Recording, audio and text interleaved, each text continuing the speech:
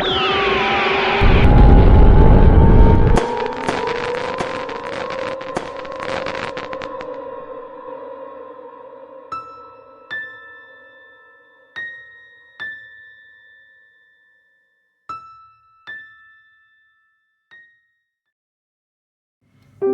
kedalaman hutan hujan tropis yang lebat, di antara pepohonan menjulang tinggi dan liana yang meliuk-liuk, hiduplah seekor siput kecil bernama Ucup. Ucup bukanlah siput biasa.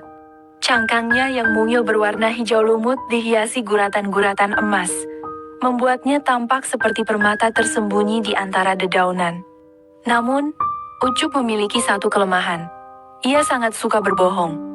Setiap hari, Ucup menghabiskan waktunya untuk berkelana di lantai hutan, meninggalkan jejak lendir mengkilap di belakangnya.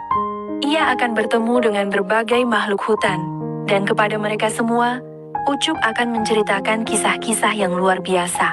Kisah-kisah yang dibumbui dengan kebohongan-kebohongan yang fantastis.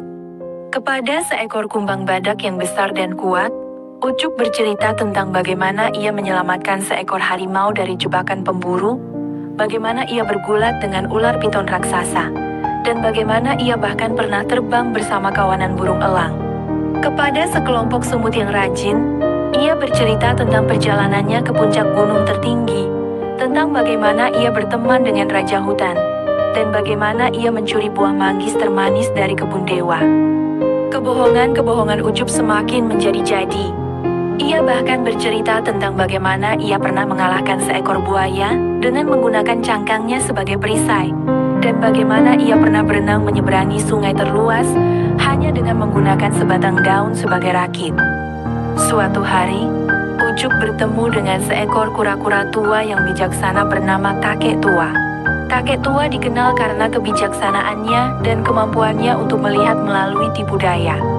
Ucup, yang biasanya bersemangat menceritakan kisah-kisahnya yang mengada-ada, tiba-tiba merasa gugup di hadapan Kakek Tua. "Selamat pagi, Kakek Tua," sapa Ucup dengan suara pelan. "Saya baru saja mengalami petualangan yang luar biasa." Kakek Tua menatap Ucup dengan mata yang tajam. "Oh ya, ceritakanlah," katanya dengan tenang. Ucup mulai bercerita tentang perjalanannya ke sebuah danau ajaib yang dihuni oleh ikan-ikan yang bisa berbicara, tentang bagaimana ia menemukan harta karun yang terpendam di dasar danau, dan tentang bagaimana ia berpesta pora bersama para putri duyung. Ia bercerita dengan penuh semangat, menambahkan detail-detail yang semakin fantastis. Kakek Tua mendengarkan dengan sabar, sesekali mengangguk. Ketika Ucup selesai bercerita, Kakek Tua tersenyum. "Ceritamu sangat menarik, Ucup," katanya. "Tapi, aku melihat ada sehelai daun kering yang menempel di cangkangmu.